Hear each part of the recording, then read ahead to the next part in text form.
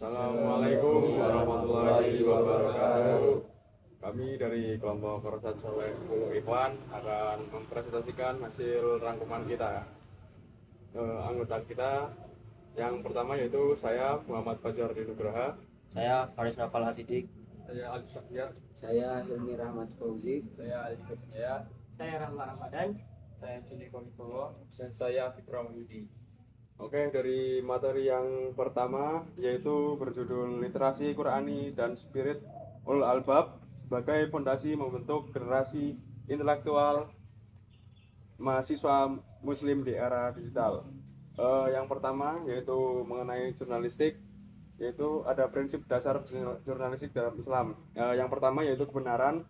Seorang jurnalistik harus mempunyai kebenaran atau mempunyai sumber yang pasti dan tidak asal menyebarkan berita. Yang kedua ada publikasi, yaitu seorang jurnal setelah melakukan wawancara dengan narasumber dan sudah menyimpulkan hasilnya harus dipublikasi untuk warga. Yang ketiga yaitu kepentingan umum. Jika berita itu menyangkut banyak masyarakat atau banyak orang, itu harus dipublikasikan. Yang keempat yaitu keseimbangan. Menjadi jurnalistik tidak boleh terlalu ke kanan atau terlalu ke kiri, jadi harus seimbang dan tidak boleh melakukan kecurangan dengan disuap atau segala macam, jadi harus seimbang, wasatiyah gitu. Dan yang kedua yaitu di Al-Hujurat ayat 6 menjelaskan tabayun. Ayat ini menekankan tentang pentingnya tabayun sebelum menerima atau menyebarkan informasi yang didapat agar tidak menimbulkan fitnah dan menyelesaikan kasus tersebut di kemudian hari. Terutama yang berasal dari sumber yang tidak dapat dipercaya itu harus diolah kembali atau mencari sumber lain yang lebih bisa dipercaya. Yang ketiga yaitu ada surat An-Nahl ayat 125. Ayat ini juga mengingatkan bahwa hanya Allah yang mengetahui siapa yang tersesat dan siapa yang mendapatkan petunjuk. Sehingga penting untuk menyampaikan kebenaran dengan cara yang lembut dan bijaksana dan menghakimi. Yang keempat yaitu ada surat Yusuf ayat 87. Pesan utamanya adalah untuk selalu optimis dan percaya bahwa Allah akan memberikan solusi, tidak peduli seberapa sulit situasinya, dan menunjukkan pentingnya keyakinan dan harapan dalam kehidupan seorang muslim. Yaitu ada elemen jurnalistik. Yang pertama ada kewajiban. Kewajiban yaitu sesuatu yang harus dipatuhi atau dilaksanakan. Yaitu ada loyalitas. Loyalitas itu seperti dukungan atau kesetiaan. Yang ketiga ada intisari, inti dari suatu hal baik tulisan maupun bacaan. Yang keempat menjaga yaitu mempertahankan sesuatu agar tidak berubah. Yaitu yang kelima ada berfungsi yaitu berguna atau beroperasi sebagaimana mestinya. Baik, selanjutnya yang keenam yaitu menyediakan forum publik, yaitu seorang jurnalistik harus menyiapkan forum publik seperti grup di grup WhatsApp atau podcast dengan narasumber. Baik, yang ketujuh dibuat menarik dan relevan. Berita itu dibuat menarik agar pembaca tertarik membaca dan dibuat relevan dengan kehidupan sehari-hari. Dan yang kedelapan yaitu lengkap. Sebuah berita harus lengkap sesuai apa yang didapatkan informasinya. Dan yang kesembilan menjalankan, seorang jurnalistik harus menjalankan pekerjaannya sesuai dengan hati nurani, tidak dengan pengaruh orang lain atau dengan disuap dengan uang.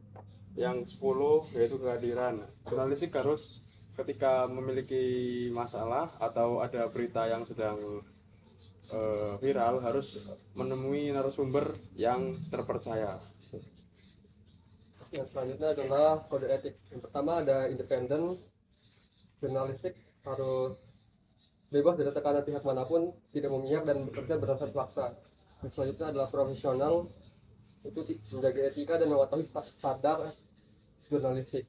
Yang ketiga ada berimbang, memberikan semua kesempatan bicara untuk memberikan menampilkan satu sisi cerita. Yang selanjutnya tidak boleh hoax, yaitu wajib memverifikasi informasi sebelum diterbitkan agar tidak menyebarkan berita palsu. Yang selanjutnya adalah tidak boleh tidak menyebarkan fitnah, ujaran kebencian atau informasi yang merugikan tanpa dasar. Yang selanjutnya tidak suap, tidak menerima atau memberi imbalan yang dapat mempengaruhi isi berita. Yang selanjutnya memiliki hak tolak. Jurnalis berhak menolak mengungkapkan sumber informasi yang dirahasiakan. Yang selanjutnya diskriminasi atau tidak rasisme. Jurnalistik menghindari ujaran diskriminatif, stereotip atau bias sara dalam liputan. Yang selanjutnya tidak menghormati hak narasumber.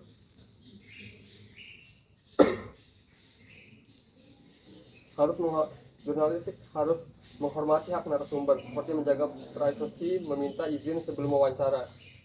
Yang selanjutnya adalah revisi berita, memberikan kesempatan, maksudnya melakukan koreksi jika berita yang diterbitkan ternyata salah. Yang selanjutnya adalah melayani hak jawab, memberikan kesempatan bagi pihak yang dirugikan oleh pemberitaan untuk memberikan klarifikasi. Baik, materi kedua adalah tentang Muhammadiyahan. Mengapa penting untuk bersyukur kuliah di Muhammadiyah? Yang pertama, Muhammadiyah telah berdiri lebih dari 116 tahun. Kemudian tidak ada tanda-tanda perserikatan lelah beramal soleh. Yang ketiga, Robert W. Hefner pernah berkata bahwa organisasi Muhammadiyah adalah bentuk dari modernisasi pendidikan Islam yang paling maju di dunia. Dan selanjutnya ada sekitar 30% remaja yang berkuliah di universitas negeri maupun swasta yang ada di seluruh Indonesia. Selanjutnya adalah organisasi Muhammadiyah adalah organisasi pertama yang mendirikan kampus di dalam maupun di luar negeri. Ada 30 PCIM yang terbentuk, organisasi resmi, ilegal maupun non-ilegal, yang dibentuk di Australia, Jepang, Jerman, Amerika, dan Malaysia. Dan mengapa bersyukur kuliah di Muhammadiyah, yaitu karena pertama global networknya dan bahkan network dunia akhirat, yaitu AIK, POSDI, dan lain-lain. Yaitu yang ketiga, dia sudah teruji ratusan tahun. Dan yang keempat, public trust yang besar. Dan yang kelima, tajdid yang terus menerus.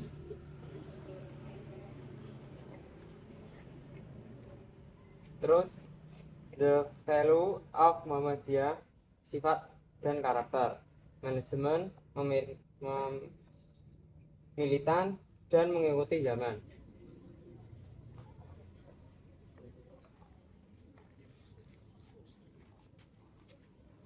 Oke, sekian presentasi dari kelompok kami, Rosat Soleh 10 Ikhwan. Kurang lebihnya mohon maaf. Wassalamualaikum warahmatullahi wabarakatuh.